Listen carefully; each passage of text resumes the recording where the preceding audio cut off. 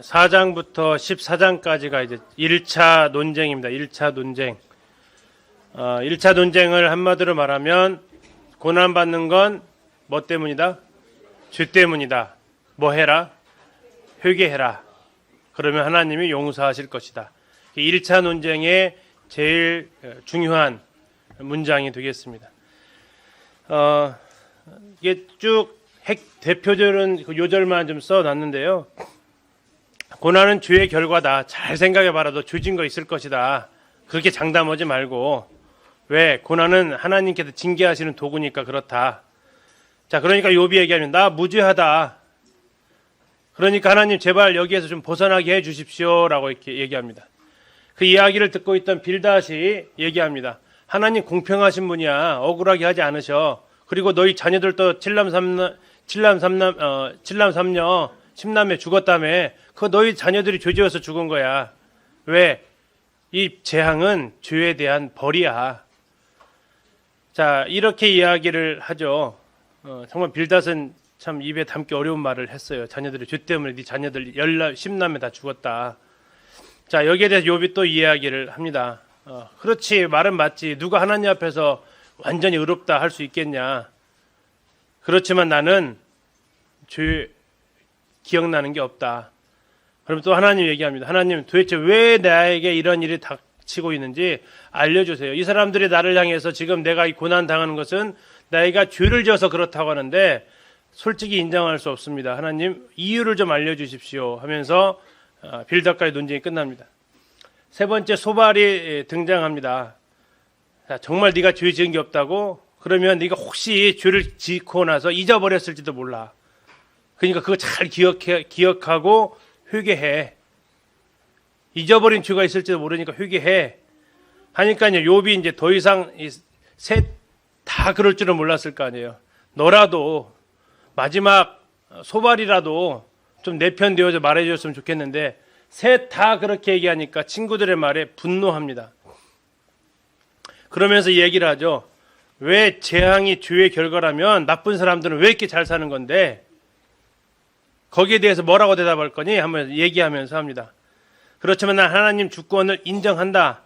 하나님께서 나에게 이렇게 벌 허락을 인정을 하는데 문제는 뭐냐면 그런데 내가 이렇게 벌 받아야 될 그것만큼 죄인이냐. 나는 여기에 대해서 동의할 수는 없다. 하나님 제발 제가 어떻게 살았는지를 좀 기억해 보셔서 여기에 대해서 좀 밝혀주십시오. 이게 1차 논쟁의 주 흐름이에요. 계속해서 말하고 있는 것은 네가 죄를 지어서 그래. 너희 자녀들도 죄 지어서 죽은 거야. 기억 안 나는 죄가 있을지도 몰라. 이러한 죄에 대해서 책망에 대해서 욥은 계속해서 아니다. 나는 의롭다. 그렇게 기억할 만큼 난 죄를 지은 것이 기억나지도 않는다. 하나님이 정말 여기에 대해서 풀어주셨으면 좋겠다. 이건 욥의 한결같은 답변이 됩니다. 좀 세부적으로 가서 어떠한 표현들을 하고 있는지를 좀 보겠습니다. 엘리바스의 주장입니다. 고난은 죄의 결과다. 참 읽다가 우리를 좀 당황하게 하는 구절이 4장 5절이에요. 한번 보시겠습니다. 3절부터 보시면 더 실감 날 것 같으네요. 4장 3절입니다. 보라, 전에 네가 여러 사람을 훈계하였고 손이 늘어진 자를 강하게 하였고 넘어지는 자를 말로 붙들어 주었고 무릎이 약한 자를 강하게 하였거늘. 5절 같이 읽겠습니다. 시작. 이제 이 일이 너에게 이름에 네가 힘들어하고 이 일이 너에게 닥침에 네가 놀라는구나. 이런 경험 있으세요? 객관적으로는 정말 이렇게 얘기해주고 아주 냉정하게 분석해주고 이래서 이럴 수 있으니까 잘 생각해보자. 근데 그 일이 나한테 닥치면요, 허둥지둥, 혼비백산. 저는 이런 경험이 좀 있었거든요. 제 아내가 이제 뭐 지갑을 차에다가 이렇게 내려놓고 신혼 초기에 놓고 내린 적이 이렇게 있었어요. 그럴 때는 이렇게 얼마나 이렇게 차분해질 수 있는지요. 그런데 강습회를 지금 이제 옹골 송천교회가 저기 북부시장 그쪽 아니 북부시장이 송천동 그 농수산시장에 있을 때 거기서 강습회를 한 적이 있었거든요. 근데 그 강습회를 하는데 그때는 이제 제가 이제 주로 그 캠코더 가지고 영상을 녹화를 주로 이렇게 했습니다. 굉장히 비싼 캠코더를 사가지고 테이프로 된 녹화를 한 적이 있었는데 이게 끝나고 나서 이제 다 또 이렇게 교사들 태워다주고 하는 과정이 필요하잖아요. 그래서 강습이 끝나고 9시 넘어서 이렇게 내려와가지고 주차를 그 앞에다 바로 못 했거든요. 저쪽 안쪽까지 걸어 들어가야 주차장이 있잖아요. 그 농수산 시장에. 그래서 가방이랑 캠코더랑 무거우니까 그 예배당 출입구 앞에다 탁 놨어요. 가방에 그 뭐 이렇게 든. 그리고 이제 차를 가지러 갔습니다. 그래서 차를 가지러 가고 이제 차를 예배당 앞에다 딱 놓고 교사들 차라고 빨리 타 해가지고 탁 태웠죠. 그리고 이제 룰루랄라 다 가고 집에다 다 데려다 주고 딱 집에 도착했어요. 딱 내리는데 있어야 될 게 없는 거예요. 뭐가 없어요? 성경 가방도 없고 캠코더 가방도 없고 다음에 강의했던 그 보조 가방 3개가 없었던 거. 3개를 무거워서 그 앞에다 두고 갔는데 앞불사 해가지고 이제 급히 그때 삼천동 살 때인데 거기서 운전해가지고 삼천동 남쪽 끝이잖아요. 송천동까지 막 불이 나게 갔습니다. 어땠을까요? 아주 깨끗이 사라졌더라고요. 그래서 이제 마지막 희망은 뭐였냐면 성도님 중에 한 분이 이거 혹시 예배당에다 보관했을지도 모른다. 이제 마지막 신락 같은 희망을 걸었죠. 그렇게 해서 그 시간이 10시 이미 다 넘었기 때문에 안 되고 그 다음 날 이제 전화를 했지 않습니까? 혹시 예배당 앞에서 그 가방을 혹시 보셨는지, 혹시 예배당에다 보관하고 계신지 했더니 신고가 안 들어왔대요. 아무것도 본 적이 없대요. 얼마나 낙담이 되는지요. 그 낙담 되고 있는 가운데 욥기를 읽고 있었는데 그때 여기를 읽고 있었어요. 사절을. 근데 이제 그 말씀을 딱 읽는데 그냥 5절 읽으면서 그냥 허탈해지더라고요. 네 아내가 또 뭐 다 자녀들이 뭐 잃어버리고 할 때는 잘 생각 좀 해보고 왜 그렇게 했는지, 왜 주님께서 그 잊어버리게 했는지 잘 생각해봐. 하나님 뭔 교훈 주실지 모르잖아. 이렇게 정말 얘기했거든요. 근데 내가 딱 잊어버리고 나니까 그 생각 하나도 안 듣고 도대체 왜 내가 뭘 잘못했길래 내가 정말 강의하랴 막 녹화하랴 분주하게 움직였는데 왜 나한테 이런 일이 이러고 있는 거예요. 얼마나 그 말씀을 보는데 참 부끄럽고 하든지. 그 뒷이야기가 궁금하시죠? 3일 후에 연락이 왔어요. 경찰서에서. 경찰서 연락이 왔는데 그래서 기쁜 마음으로 갔죠. 그때 갔는데 딱 하나 주더라고요. 성경 가방. 이거 분이시는 거 왔다고. 여기 또 다른 캠코더가 아니 그건 모르겠고 이거 하나 왔다고. 어떻게 알고 했냐 했더니 거기에 주보가 있었대요. 그래서 주보 해가지고 이 책의 주인을 찾아냈다고 얘기를 하시더라고요. 근데 이제 그 잃어버린 그 시간들을 통해서 이 말씀을 주님께서 경험케 하셔서 잊어버리지가 않아요. 이 욥기 4장 5절 말씀은. 우리가 다른 사람이 어려움을 당하면 참 객관적이 돼요. 그리고 정말 좋은 말을 청산유수처럼 내뱉을 수 있어요. 근데 이게 내 문제로 탁 들어오는 그 순간에 어쩌면 그렇게 백지가 되는지요. 이제 이 일이 내게 이르매 네가 힘들어하고 이 일이 내게 닥치매 네가 놀라는구나. 이 말씀 앞에 참 한없이 작아졌던 모습을 기억합니다.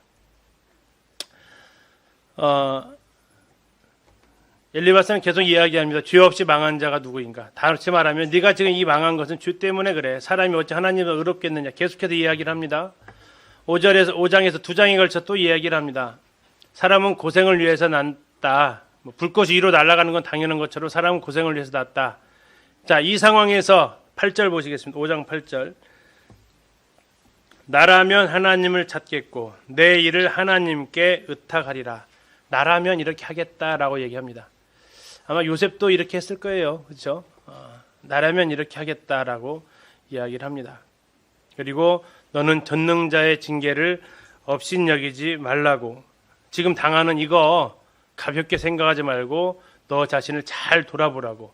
왜 이런 이야기를 우리가 하는 줄 아니? 27절입니다. 볼지어다 우리가 뭐 한 것이 있다고요? 연구한 바가 있다. 뭘 연구한 거예요? 사람은 왜 고난을 당하는가? 이걸 연구한 것 같아요. 그랬더니 연구 결과가 나왔어요. 뭐라고요? 죄를 지어서 그렇다. 고로 너도 지금 고난 당하는 걸 보니 너도 뭐 했다? 너도 죄를 지어서 그렇다. 하나님께 회개해라. 이게 엘리바스의 결론이었습니다. 자, 이 이야기를 듣다 보니까 욥이 여기에 대해서 수긍할 수가 없었습니다. 그렇다, 나는 지금 굉장히 괴롭다. 얼만큼 괴롭냐면 나의 괴로움은 바다의 모래보다도 무겁다. 2절 3절 이렇게 나와 있습니다. 2절에 보시죠. 6장 2절 잠깐 보실게요. 6장 2절. 나의 괴로움을 달아보며 나의 파멸을 저울 위에 모두 놓을 수 있다면 바다의 모래보다도 무거울 것이라. 자, 그러면서 자기가 죽고 싶다고 아까 3장에서 했는데 또다시 그런 이야기를 합니다. 하나님이 손을 들어서 나를 끊어버리시더라도, 그리고 내가 지금 이렇게 고난당하는데 너희들은 정말 심한 말을 했다. 엘리바스가 하는 얘기죠. 15절 보시겠습니다. 15절. 내 형제들은, 지금 새 친구들이죠. 내 형제들은 개울과 같이 변덕스럽고, 자, 이것이 이제 우리나라에서 이해가 안 되는 구절입니다. 개울과 같이 변덕스럽다. 개울이 변덕스럽나요? 이스라엘 이쪽 중동의 개울은 변덕스럽습니다. 분명히 냇가는 냇가인데 물이 늘 흘러야 되는데 어떤 때는 또 물이 없어요. 어떤 때요? 건기 때는 물이 없어요. 그러다가 또 언제는요? 우기 때는 물이 흘러요. 이게 변덕스러운 거예요. 때에 따라서 달라진다는 얘기예요. 너희들은 지금 개울과 같이 변덕스럽다. 그리고 너희들 이렇게 왔지만 내가 언제 너희한테 뭐 해달라고 한 적 있냐? 너희한테 내가 상황이 어려우니까 좀 재물을 달라고 한 적이 있냐? 정말 내가 잘못된 게 있으면 나를 가르쳐라. 그렇게 뭐라고 말하지 말고 비난만 하지 말고 나를 가르쳐서 내가 허물이 있다라는 것을 좀 깨닫게 해봐라. 너희들이 하는 말, 옳은 말이 어찌 그리 고통스럽고, 옳은 말이 어찌 그리 고통스럽고. 25절 보시겠습니다. 6장 25절입니다. 같이 한번 읽을까요? 6장 25절 시작. 옳은 말이 어찌 그리 고통스러운고 너희의 책망은 무엇을 책망함이냐. 동의가 되시나요? 옳은 말이 어찌 그리 고통스러운고. 진리라는 그 무기를 가지고 사람을 우리는 정말 고통스럽게 할 수 있습니다. 옳은 말이라는 얘기. 내 말이 뭐 틀린 거 있어? 이런 말. 주로 엄마들이 많이 쓰시는 말이죠. 네. 그래서 사도 바울은 에베소 4장 15절에서 이렇게 얘기를 하죠. 진리를 말하려면 어디에서라고요? 사랑 가운데에서 진리를 말하라. 사랑으로 진리를 반드시 포장되어져야 된다라는 얘기입니다. 진리는 반드시 사랑으로 포장이 되어지지 않으면 사람들을 낫게 하는 게 아니라 상처를 자꾸 낸다라는 얘기입니다. 진리 안에서 참된 것을, 사랑 안에서 참된 것을 말하라라고 얘기를 하고 있습니다. 사랑 안에서 참된 것을 하라고 얘기하고 있습니다. 내가 하는 말은, 친구를 향한, 형제 자매들을 하는 그 말은 반드시 뭐로 포장을 하라고요? 사랑으로 포장하라고요. 아이들한테 약 먹여 보셨습니까? 우리 여기 아이들이 있는데 우리 아이들 알약 잘 안 먹으려면 거기다 뭘 발라 놓죠? 네, 설탕, 당분을 발라 놓죠. 그래서 알약 먹으면은 요즘 아이들 먹는 알약, 저기 젊은 엄마들 색깔이 어떻든가요? 하얀색만 있던가요? 아니죠. 무슨 색이 있어요? 핑크색, 뭐 연두색 이렇게 있잖아요. 그거 혹시 먹어보셨어요? 안 먹어보셨어요? 입에 넣어보시면 어떨 것 같아요? 달아요. 네, 왜 달아요? 네, 뱉지 말라고. 쓰면요, 뱉어버리니까. 그 약은 쓰잖아요. 진리는 쓰다고요. 옳은 말이 어찌 그렇게 고통스러운지요. 근데 입에 쓴 약이 병에 이롭다 하지만, 그런데 아무리 이로운 것도 속으로 들어가야 될 거 아니에요. 속으로 들어가려면 어떻게 하라고요? 사랑으로 쌓아야 된다고요. 그렇지 않으면 안 들어간다고요. 그러면서 그 말을 받아치죠. 욥처럼 옳은 말이 어찌 그리 고통스러운고. 너희는 고아를 제비 뽑으며 너희 친구를 팔아넘기는구나. 욥의 항변입니다. 그러므로 욥은 이제 호소를 합니다. 나 너무 힘들다. 자, 7장 3절 보시겠습니다. 이와 같이 내가 얼마 동안 고통을 받았습니까? 여러 달째 고통을 받았어요. 여러 달째. 이게 참 쉽지 않은 거거든요. 그냥 단순히 쌈박한 몇 박 며칠이 아니고 여러 달째 고통을 자기가 받고 있다고 얘기합니다. 고달픈 밤이 내게 작정지었구나라고 얘기를 하죠. 어느 고통이냐? 아까 보셨던 5절에 나오는데 4절부터 보시면 내가 누울 때면 말하기를 언제나 일어날까? 언제나 날이 갈까? 밤이 갈까 하며 새벽까지 이리 뒤척 저리 뒤척 하는구나. 내 살에는 구더기와 흙덩이가 의복처럼 입혀졌고 내 피부는 굳어졌다가 터지는구나. 종기가 아물었다가 종기가 또 터지는 거예요. 자, 이러한 일상들이 계속 몇 개월째 반복되어지고 그러면서 배틀의 북보다 참 빠르게 시간이 지나가고 있다. 이렇게 나는 죽는 건가? 하는 참 그 고난의 심정을 호소를 하고 있습니다. 그러면서 이제 하나님께 호소하는 거죠. 하나님, 내 영혼이 아프고 내 마음이 괴로움 때문에 힘듭니다. 내 마음이 뼈를 깎는 고통을 겪고 있습니다. 차라리 숨이 막히는 것과 죽는 것을 택하겠습니다. 나를 놓으소서라는 얘기는 제발 나를 죽여주세요. 네. 제발 나를 죽게 해주세요. 내 날은 다 이제 아무 희망이 없습니다. 라고 호소를 합니다. 그리고 이제 하나님께 회복을 요구하는데요. 하나님, 내가 죄 지으면 하나님한테 무슨 피해가 가요? 우리 성도님들이 죄 지으면 하나님한테 무슨 피해가 가든가요? 가요, 안 가요? 안 가요. 네, 안 가요. 그러니까 하나님 좀 놔주세요. 내가 잘못했다고 한들, 친구들 말처럼 내가 잘못했다고 한들, 내가 잘못해가지고 하나님한테 무슨 피해가 가냐고요. 어찌하여 나를 당신의 뭐로 삼으셨다고요? 관역으로 삼았대요. 이제 지금부터 이제 욥이 지금 하나님 앞에 약간 대들기 시작합니다. 하나님 지금 나를 막 활 쏘는 표적판으로 삼으셔가지고 나한테 이렇게 막 내가 뭐 잘못한다고 하나님한테 해드는 것도 없고, 아니 내가 또 뭐 잘한다고 이렇게 하나님한테 득들 것도 없는데 왜 나만 가지고 이렇게 하십니까? 어찌하여 내 허물을 사하여 주지 아니하시며 내 죄악을 제거하여 버리지 아니하십니까? 다시 말하면 내가 죄에 있다고 하더라도 하나님한테는 아무 손해가 안 갈 텐데, 영향을 주지 않을 텐데 왜 나를 이렇게 힘들게 하십니까? 제발 여기서 좀 끝내주십시오라고 호소를 합니다. 자, 이야기를 듣고 있던 두 번째 친구 빌닷이 얘기합니다. 네가 잘 모르는 것 같은데 하면서 얘기를 하죠. 8장 4절 욥의 심장에 못을 박는 이야기를 합니다. 8장 4절 네 자녀들이 주께 죄를 지었으므로 주께서 그들을 그 죄에 버려두셨나니. 자녀들이 죄를 지어서 죽은 거야 라고 이야기를 합니다. 자녀들은 죄를 지었는데 회개하지 않아서 죽은 것 같은데 네가 만약에 하나님을 찾고 회개를 하면 너는 하나님께서 회복시켜 주실 거야. 그러면서 유명한 말이 여기서 나오죠. 7절. 한번 외우실 거예요. 7절은요.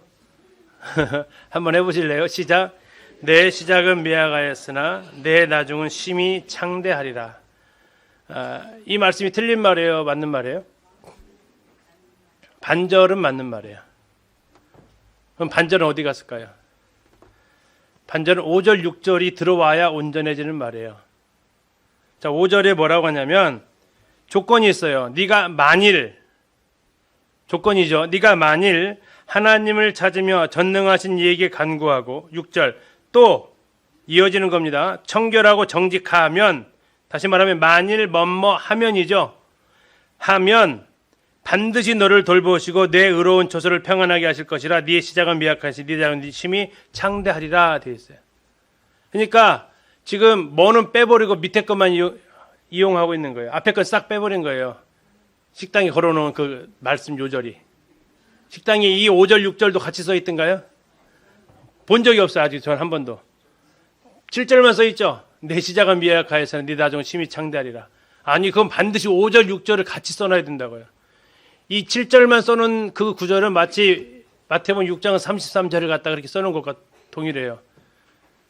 하나님이 이 모든 것을 너희에게 더하시리라. 근데 그것만 있으면 온전해진다고요? 아니, 그 앞에 것도 있어야 되잖아요. 앞에 뭐라고 했어요? 너희는 먼저 그의 나라와 그의 의를 구하라. 그리하면 이 모든 것을. 그것도 조건절이잖아요. 근데 그 말씀은 보통 다 써 있거든요. 그죠? 한 절을 안에 있어서 다 써놓는 건 몰라도 이것은 이 7절을 딱 떼어놓으니까 여기만 갖다가 써놓죠. 근데 이게 아니고 5절, 6절, 7절이 한 세트라고요. 내 필요한 거에서만 똑 떼가지고 인용하지 말고 성경을 전체적으로 인용하려면 인용을 해야겠죠. 자, 아무튼 빌닷은 계속해서 얘기합니다. 정직해라, 하나님 앞에. 그 근거가 뭐냐? 8절에 보시면 청하건대 너는 옛 시대 사람에게 물으며 조상들이 터득한 일을 배울지어다. 이제 과거의 조상들로부터 배워라 이거예요. 자, 왕골이 진파라 아닌 데서 갈대가 물 없는 데서 나겠느냐? 이것을 우리나라식으로 말하면 뭐가 될까요? 아니 땐 굴뚝에 연기 나겠느냐? 이거예요. 아니 땐 굴뚝에 연기 안 난다. 반드시 벌 받는 것은 원인이 있다. 그 원인은 죄다. 하나님은 악한 자를 붙들어 주지 아니하신다. 그리고 악인의 장막은 없어진다. 네 아들이 죽었던 것처럼. 죄지면 죽는다. 참 무서운 이야기를 하죠. 자, 성경적인 성경 말씀 인용 조심해야 될 것을 이렇게 적어봤는데요. 성경 안에는 하나님의 말씀도 있습니다. 그러나 1장에서 보셨지만 누구의 말도 있어요? 사탄의 말도 있어요. 그대로 인용하면 안 된다는 얘기죠. 또 하나, 성경은 전후 문맥을 같이 생각해서 읽어야 돼요. 7절만 똑 떼서 읽으면 안 된다는 얘기입니다. 반드시 뭐도 읽어야 된다고요? 5절, 6절도 같이 봐야 된다는 얘기예요. 무조건 지금 미약하지만 나중에 창대되는 게 아니다라고 얘기하는 거죠. 아까 보셨던 8장 7절은 정말 가장 잘못 인용되고 있는, 이 말씀이 잘못되었다기보다는 잘못 인용되고 있는 말입니다. 그리고 아까 보셨듯이 이 말은 욥의 자녀들의 죽음을 이어서 하고 있는 말이기도 해요. 그래서 하나님께서 욥한테 하는 말, 이것을 가지고 이 밑에 이 부분만 똑 따가지고 인용을 하면 우리는 성경을 정말 잘못 인용할 수 있다라는 겁니다. 자, 욥기 9장에서는 욥이 여기에 대해서 또 이야기를 합니다. 그래, 인생이 어찌 하나님 앞에 의롭겠느냐? 변론을 좋아하는 인생도 하나님 앞에는 첫마디 한마디도 대답하지 못한다. 그리고 하나님은 어떻게 하신다고요? 하나님 어떻게 하신다고요? 하나님은 써놨잖아요. 어떻게 하신다고요? 자기 마음대로 하신다고요.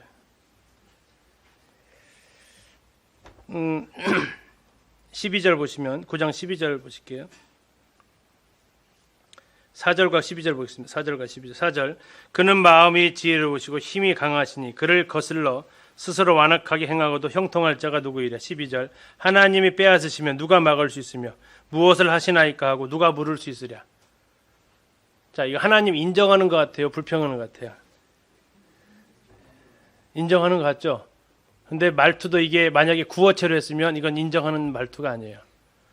하나님이 하신다면 뭐라고 하겠냐. 난 하나님보다 힘도 없고 난 하나님보다 지혜롭지도 못하고 하나님께서 하신다면야 내가 뭐라고 하겠냐.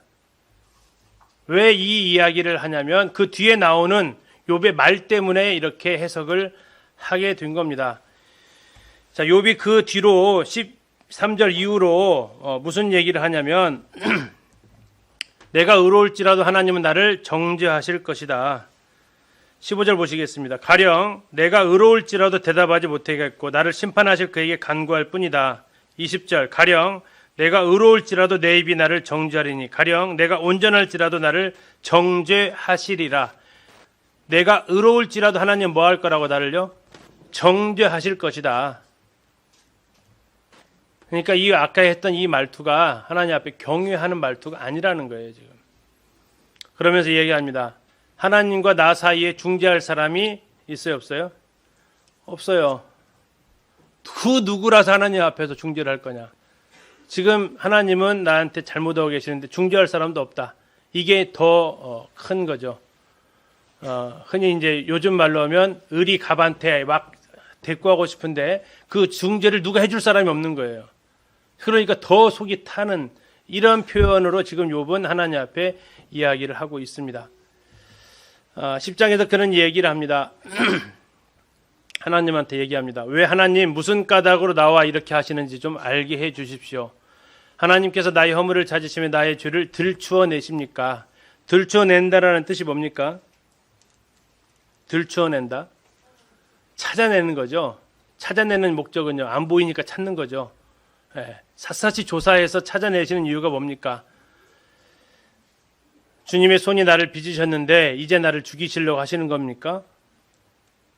하나님, 내가 죽기 전에 나를 버려둬서 잠시나마 좀 평안하게 살게 해 주십시오. 죽음을 자꾸 이야기를 하죠. 자, 이 이야기를 듣고 소발이 세 번째 이야기를 합니다.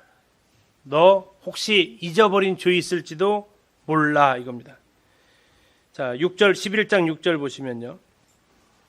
4절부터 보실게요. 11장 4절. 네 말에 의하면, 욥의 말에 의하면 내 돈은, 욥의 돈은 정결하고 나는 주께서 보시기에 뭐하다고요? 깨끗하다 하는구나. 지금 들어보니까 너는 정말 네가 깨끗하다고 말하네. 소발이 이거 얘기를 하니까 지금 칭찬하는 것 같아요? 아니죠. 예. 진짜, 대단하네, 너. 이건 대단한 게 아니죠. 와, 대단하다가 대단한 거지. 너 진짜 대단하네, 너. 이렇게 지금 얘기를 하는 거죠. 6절 보시겠습니다. 지혜 오묘함으로 내게 보이시기 원하는 이는 그의 지식이 광대하심이라 하나님께서 너로 하여금 너의 죄를 잊게 하여 주셨음을 알라. 이것은 다시 말하면 하나님께서 네가 지금 기억이 안 나게 하시니까 네가 지금 죄 안 졌다고 하지만 너는 분명히 죄를 지었어. 11절입니다. 하나님은 허망한 사람을 아시나니 악한 일은 심판하지 않으시는 듯하나 뭐 하셨다고요? 다 보고 계셨다. 12절 너는 허망한 사람은 지각이 없나니 그의 출생함이 들나귀 새끼 같으니라. 들나귀 새끼 같은 게 누구라고요?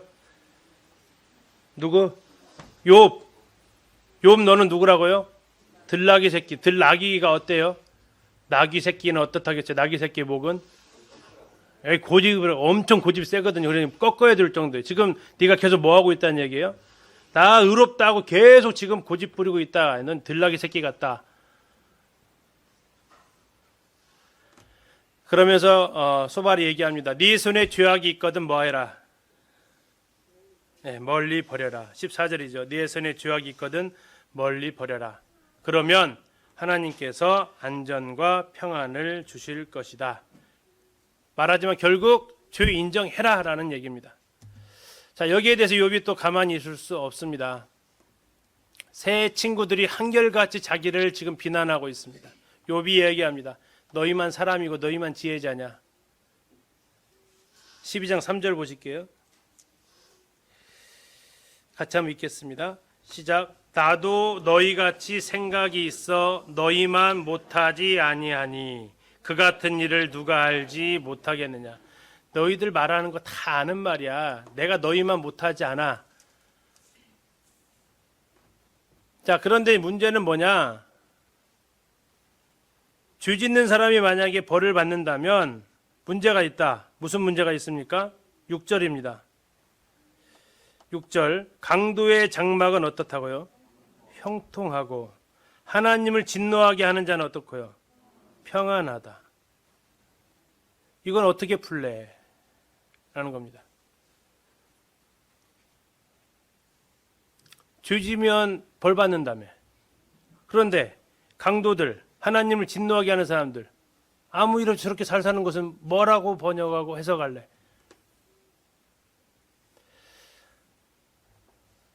뭐라고 대답해 주실래요? 그러게 뭐 이거죠. 그죠? 안 그러세요? 그러게. 자, 그러면 욥이 이야기를 합니다. 입이 맛을 구별한 같이 너희도 귀가 있으면 내 말을 좀 이해 좀 해달라고. 하나님은 이해할 수도 없고 모순처럼 보이는 일도 행하시는 것 같다. 이게 이제 욥이. 다시 말하면 이해할 수 없다. 강도가 형통한 거. 그리고 나같이 의인이 고통당하는 거. 모순이다 이건. 근데 이걸 하나님은 하신다. 다시 말해 하나님 어떤 분이다는 얘기예요? 이상한 분이다라는 얘기예요. 이상한 분이다. 이상하다 하나님 이상하다. 이상하다. 욥이 네 번째 얘기합니다. 그래서 나는 하나님과 뭐 하고 싶어요? 변론하고 싶습니다. 3절 보겠습니다. 14장 3절. 나는 전능하신 하나님과 변론하고 싶다라고 얘기. 13장 3절. 참으로 나는 전능자에게 말씀하려 하며 하나님과 뭐 하겠다고요? 변론하려 하노라. 변론한다는 얘기는 뭐예요? 한번 법정에서 가려보자. 시시비비를 좀 가려보고 싶다라는 얘기예요. 하나님하고. 그리고 너희들은 다 4절 너희는 거짓말을 지어내는 자고 다 쓸모없는 의원이다. 지금 이들이 뭐하러 왔죠? 위로하러 왔잖아요. 치료해 주러 온 거잖아요. 근데 지금 쓸데없는 짓만 하고 있다. 그리고 거짓말장이라는 얘기는 뭐예요? 지금 내가 그것을 근거를 대고 나한테 죄를 졌다고는 한마디도 얘기를 못해요. 그리고 추측이에요. 전부 다. 연구한 거에 따르면 조상들의 전례를 따른다면 전부 다 이렇게 얘기를 하는 거예요. 내가 무슨 죄를 졌는지 들이대지를 못해요. 없으니까. 그러니까 너희들은 전부 다 거짓 증인을 하고 지금 있고 내가 이제 너희들 다 치우고 하나님과 1대1로 항변하고 싶다. 그러면서 그가 13절부터 나와 있는 그 말씀을 보면 한마디로 말하면 14절 볼까요? 내가 어찌하여 내 살을 내 이로 뜯고 내 생명을 내 손에 두겠느냐? 그가 나를 뭐 할 거다고요? 죽이시리니. 하나님과 이렇게 말하다가 내가 죽을지라도 나는 하나님 앞에 여기에 대해서 나는 말하고 싶다. 그가 나를 죽이시리니 내가 희망이 없노라. 그러나 그의 앞에서 내 행위를 아뢰리라. 무슨 행위일까요? 의롭다라는 거. 나는 정말 말하고 싶다. 그래서 하나님 앞에 또 기도를 합니다. 주의 손을 내게 대지 마시고 위험으로 나를 두렵게 하지 마소서. 무슨 뜻 같아요? 위험으로 나를 두렵게 하지 마소서. 21절에. 겁박 좀 하지 마시고 하나님 나를 이렇게 막 무섭게 해가지고 그냥 기도 못 펴게 하지 마시고 정말 말할 수 있게 좀 해주시고 또 하나 내 말하면 좀 대답 좀 해주세요. 대답 좀. 하나님, 제가 하나님께 공개적으로 3가지 질문합니다. 첫째 질문, 내 죄악이 얼마나 많은지 알려주세요. 그럼 뭐 하겠다는 겁니까? 내 죄하고 내가 받는 벌하고 비교해 보겠다는 거예요. 받는 벌은 반드시 뭐에 비례해야 된다고요? 지은 죄랑 비례해야 되니까 내가 얼마만큼 죄를 지었길래 이렇게 큰 벌을 주셨는지 한번 알려주세요. 두 번째 하나님 질문합니다. 주님이 나를 원수로 여기시는 까닭을 알려주세요. 지금 이렇게 하는 것은 누구한테 하는 것과 똑같다고 여기시는입니까? 이것은 하나님이 나를 하나님 백성이 아니라 원수처럼 대적하는 것으로 보이니까 하나님 여기에 대해서 알려주세요. 왜 나를 이렇게 원수같이 죽일 자같이 나한테 대우하십니까? 세 번째, 주님이 이렇게 나를 가혹하게 다루는 이유를 설명해 달라고 그가 22절부터 쭉 이야기를 3가지를 공개 질문을 합니다. 그러면서 뭐라고 얘기하냐면 22절을 보세요. 뒤에 부분 내가 말씀하게 하옵시고 주는 내게 뭐 하소서? 대답하소서. 하나님 대답해 주세요. 이 3가지. 그 뒤에 나와 있는 질문입니다. 하나님 대답하셨나요? 안 하세요. 하나님 아무 대답 안 하십니다. 자, 이제 14장에서 그는 또 이야기를 합니다. 하나님, 여인에게서 태어난 사람한테 왜 이렇게 무자비하신 겁니까? 정말 얼마 살지도 않는 그 인생 좀 편안하게 살면 안 됩니까? 하나님, 보니까 배임을 당한 나무, 배임을 당했다는 얘기는 죽은 겁니다. 근데 거기에서는 그루터기에서는 다시 뭐가 나오잖아요. 싹이 나오고 희망이 있지만 사람은요, 죽으면요, 다시 못 태어나니까 사람이 죽으면 어찌 다시 살겠습니까? 지금 내가 죽겠는데 하나님은 지금 나무에게는 다시 싹이 날 수 있는 희망이 있지만 사람에게는 그런 희망도 없으니 하나님은 지금 내 희망을 끊으신 겁니다. 사람의 살이 아프고 내 영혼은 애곡합니다. 죽겠습니다, 하나님. 자, 이렇게 하면서 첫 번째 토론이 끝이 납니다. 자, 이 흐름을 좀 가시겠죠? 네, 이제 두 번째로 가겠습니다. 자, 두 번째는 더 이상 회개하라고 안 합니다. 해봤자 안 하니까. 그리고 대신 뭐를 강조하냐면 더 벌을 강조합니다. 또 그러다가 망해. 또 그러다 멸망한다고. 자, 이게 얘기하니까 이제 욥도 생각하니까 이 정도 했으면 포기했겠지 했는데 오히려 더 강하게 이제 회개보다는 벌에 더 강조점을 또 얘기하니까 욥은 더 이제 완강해지는 거죠. 마치 그 나그네의 옷을 벗기려고 했던 바람과 햇님의 이야기처럼 바람으로 막 벗기려고 하니까 욥은 더 막 이렇게 둘둘 싸매는 듯한. 자, 이제 15장에서 또 다시 이제 엘리바스 지금 한 바퀴 돌았습니다. 두 바퀴째 돌아갑니다. 엘리바스가 얘기합니다. 얘는 회개가 아니라 종말, 멸망을 얘기합니다. 지금 쭉 이야기를 들어보니까 네가 뭐 하고 있다라고요? 자, 4절 보겠습니다. 15장 4절. 참으로 네가 뭘 그만두었어요? 하나님 경외하는 일을 그만두어 하나님 앞에 묵도하기를 그치게 하는구나. 10절 보겠습니다. 우리 중이라는 얘기는 새 친구들입니다. 머리가 어떤 사람이요? 흰 사람도 있고, 두 번째 또 어떤 사람도 있어요? 연로한 사람도 있고, 또 세 번째 어떤 사람도 있어요? 내 아버지보다 나이가 많은 사람도 있다. 자, 이제 말로 안 되니까 뭘로 누르려고 그러는 거예요? 나이로 누르려고 하는 거죠. 여태까지 연구한 걸로 안 눌리니까 이제 나이로 이제 누르려고 합니다. 내가 사람은 너보다 훨씬 더 많이 살았거든 하면서, 근데 너는 지금 아무 말도 안 들어 하면서 나이로 한번 눌러보려고 하는데 욥이 눌리지 않죠. 너는 거룩하지도 않고 악을 저지르기를 물마심 같이 하는 부패한 사람이다라고 욥을 향해서 혹독하게 이야기를 합니다. 16절 보시겠습니다. 16절. 15장 16절입니다. 하물며 악을 저지르기를 물마심 같이 하는 가증하고 부패한 사람을 용납하시겠느냐. 자, 가증하고 부패한 사람 밑줄 누구요? 욥을 가리켜서 뭐라고 표현했어요? 아까는 들나귀 새끼라고도만 이번에는 가증하고 부패한 사람. 그러면서 지금까지 내가 17절 내가 너에게 보이리니 내게서 들으라. 내가 뭘 설명한대요? 본 거 설명한대요. 18절 또 하나 이는 곧 지혜로운 자들이 전하여 준 거, 보고 들은 거 지금 얘기를 하겠다는 얘기입니다. 자기가 살아온 것을 쭉 살아오면서 지금 나이로 누르려고 했으니까 살아온 것을 쭉 보면서 얘기하는 거예요. 무슨 얘기냐? 한마디로 말하면 20절이죠. 그 말에 이르기를 악인은 그의 일평생에 뭐 한다고요? 고통을 당하더라. 그런데 그 악인은 고통을 당하는데 그러면 고통당하면 악인들은 회개를 하냐? 안 하더라. 26절입니다. 26절 같이 읽을까요? 시작.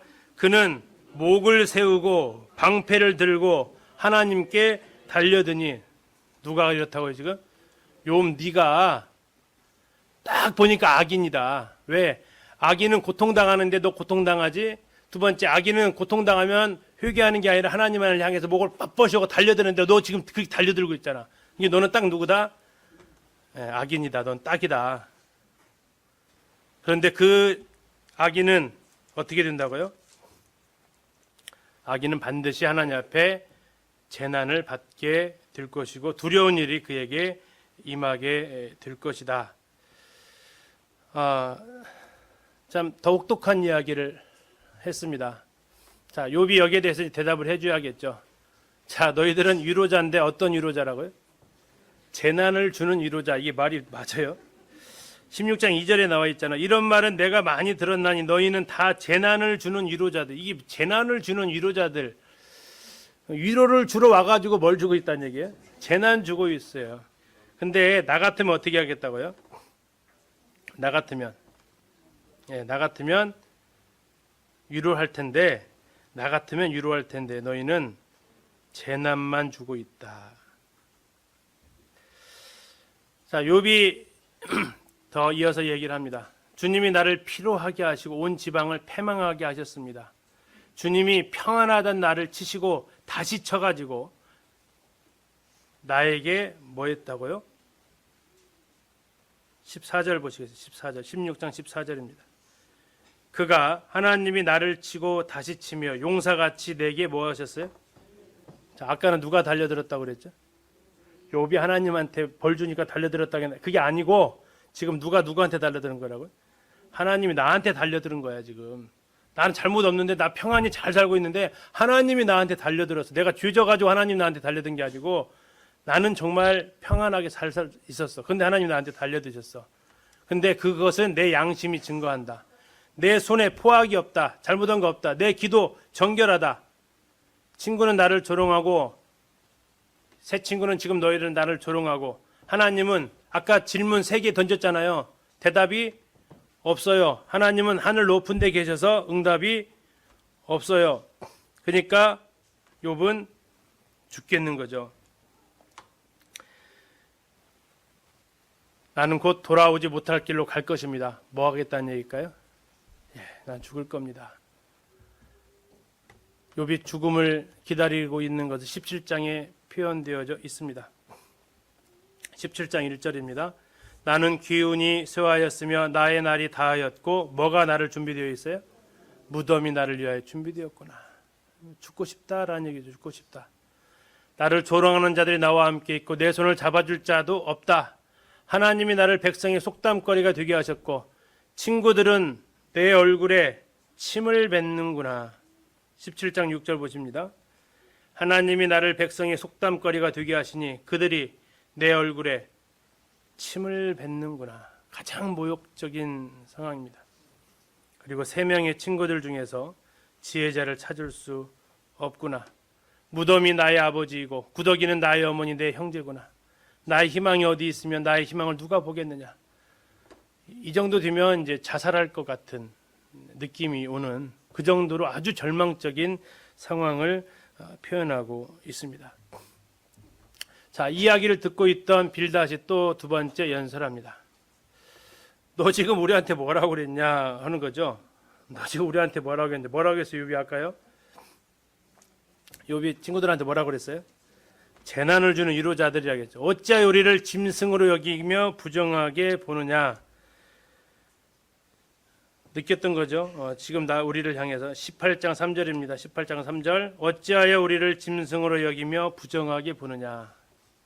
너는 울분을 터뜨리며 자신을 찢는 사람이다. 오히려 너희 그렇게 하는 거 아무도 너한테 도움 안 된다. 그러면서 또 다시 얘기합니다. 너는 악인이다. 악인은 자기의 죄의 그물에 걸리고 올가미에 걸려든다. 악인의 빛은 꺼지고 그의 걸음은 피곤하고 자기 꾀에 빠질 것이다. 악인은 의지하던 것들이 장막에서 뽑히며 공포의 왕에게 잡혀간다. 18장 14절 보시면 전도할 때 가끔 사용하시는 요절 중에 하나입니다. 18장 14절. 그가 의지하던 것들이 장막에서 뽑히며 그는 누구에게로요? 공포의 왕에게로 잡혀가고. 그래서 우리나라는 누가 나와요? 네, 저승사자가 이렇게 잡아가는 게 등장을 하죠. 공포의 왕에게 잡혀간다. 그리고 악인은 기억해주는 사람도 없고 후손도 없다. 그리고 그들 집에는 끔찍한 재앙이 임한다. 빌닷도 한치도 양보하지 않습니다. 욥이 다시 이제 항변을 합니다.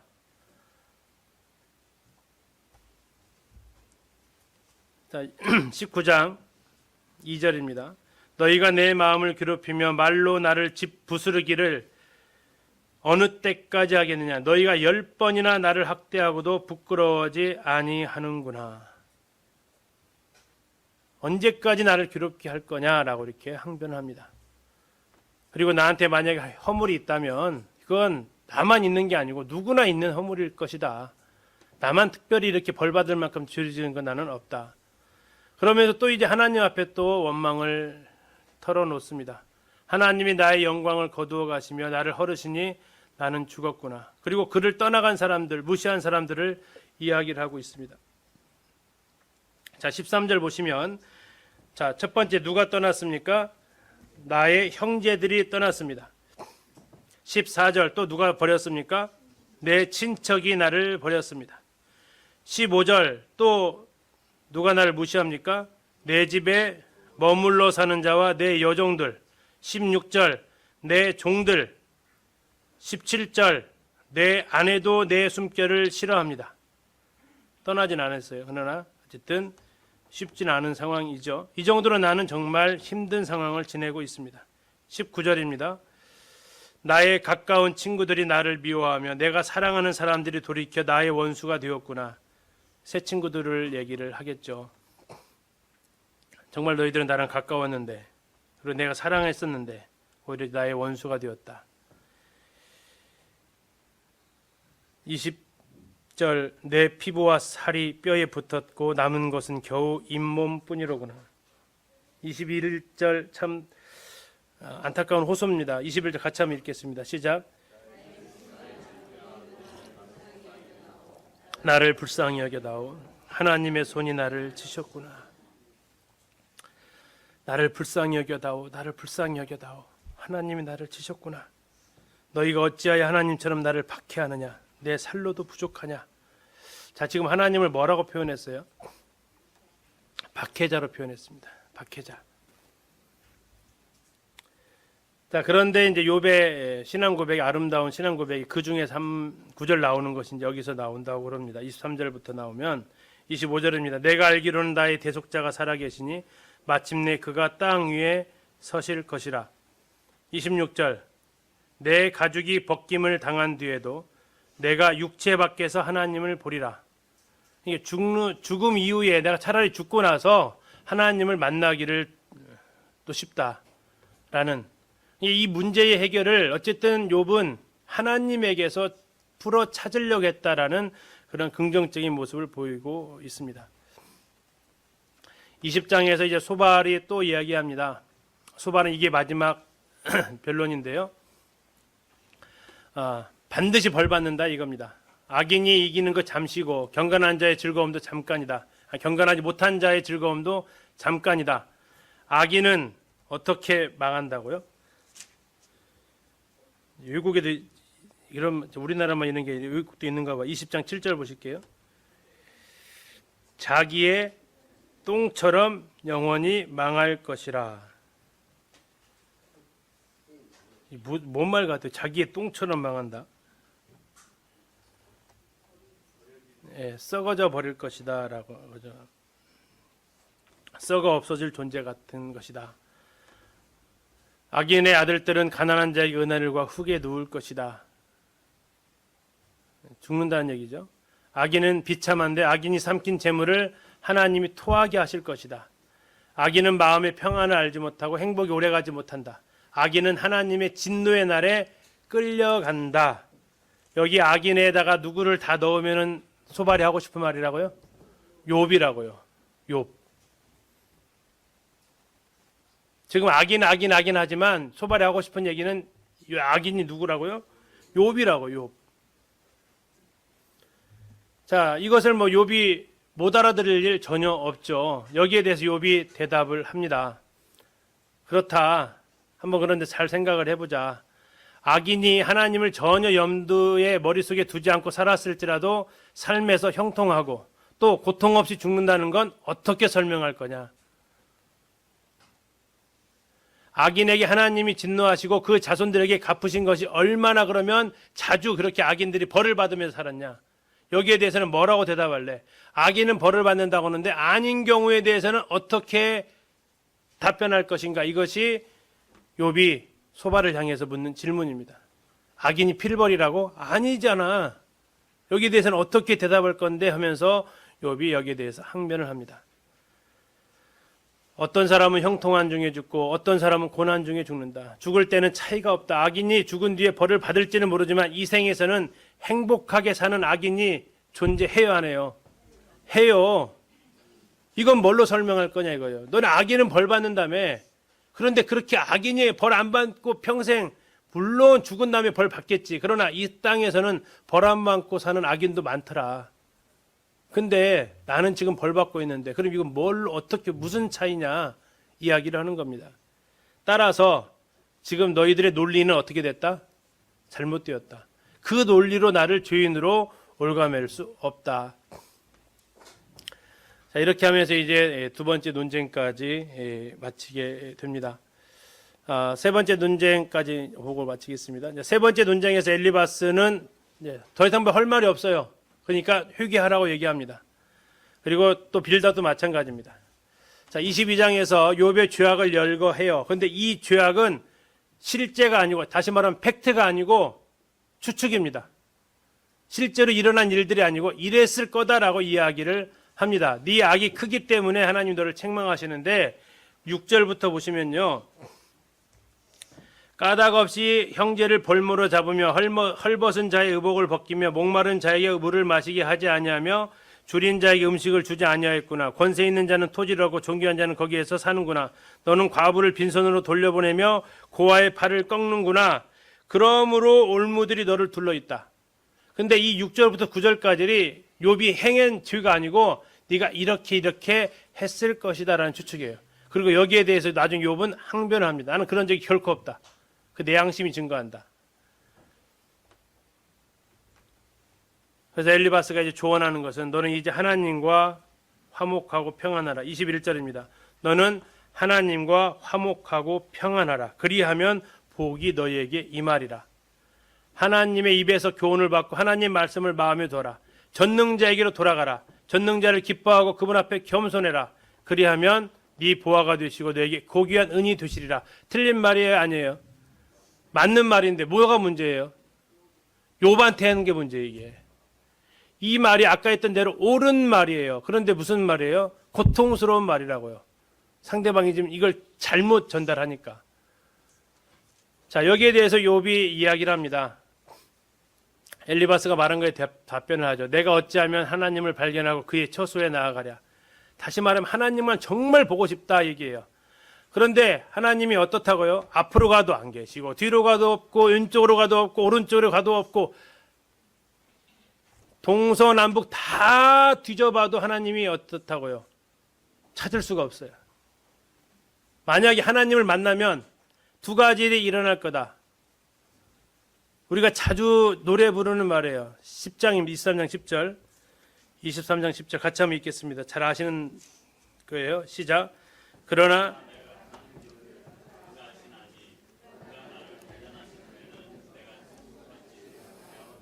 노래도 아시죠? 자, 이 말씀이 이제 그 잘 번역이 되면 이렇게 번역이 돼야 되는데요. 지금 10절입니다. 그러나 내가 가는 길을 그가 아시나니 그가 나를 단련하신 후에는 내가 순금같이 정금같이 되어 나오리라. 이게 우리 개역 성경입니다. 새 번역 성경은 이렇게 나와 있습니다. 같은 구절입니다. 하나님은 내가 발 한 번 옮기는 것을 다 알고 계실 터이니 나를 시험해 보시면 내게 뭐가 없다는 것? 흠이 없다는 것을 아실 수 있으련만. 느낌이 어때요? 비슷해요? 완전히 다르죠? 근데 이 뉘앙스가 어느 게 맞는가 한번 이제 그 앞뒤 구절로 분별을 해야 돼요. 우리에게는 이 10절이 굉장히 아름다운 고백으로 보여지고 있죠. 찬양도 하잖아요. 아시죠? 네, 다음 주에는 불러볼 거예요. 그런데 자, 여기 8절부터 보세요. 나 하나님 만나보고 싶다. 그런데 하나님은 동쪽으로 가서 찾아보아도 하나님은 거기 안 계시고 서쪽으로 가서 찾아보아도 하나님을 뵐 수가 없구나. 북쪽에서 일을 하고 계실 터인데도 그분을 뵐 수가 없고 남쪽에서 일을 하시고 계실 터인데도 그분을 뵐 수가 없구나. 근데 내가 찾으려고 하니까 하나님을 찾을 수 없어. 근데 누구는 찾을 수 있어? 하나님은 나를 찾을 수 있지 않냐 이거예요. 내가 하나님을 다 찾아보려고 해도 내가 하나님을 못 찾겠는데 하나님은 나를 찾을 수 있지 않겠느냐. 그렇죠? 그래서 10절이 그 말이에요. 하나님은 내가 발 한 번 옮기는 것을 다 알고 계실 테니 하나님이 나를 찾으시면 되는데 문제는 뭐냐요? 그분이 나를 시험해 보시면 내게 흠이 없다는 것을 아실 수 있으련만. 그래서 하나님 안 나타나는 거야. 나타나시면 하나님 잘못되었다는 것을 입증할 거니까 안 나타나는 거야. 그럼 우리가 불렀던 찬양은 뭐가 되는 거죠? 문맥상 이 문맥이 맞습니다. 흐름상 이 문맥이 맞아요. 지금 욥이 여기서 하나님 앞에 내가 지금 시험 받고 있고 그런 갑자기 이상해져요, 문맥이.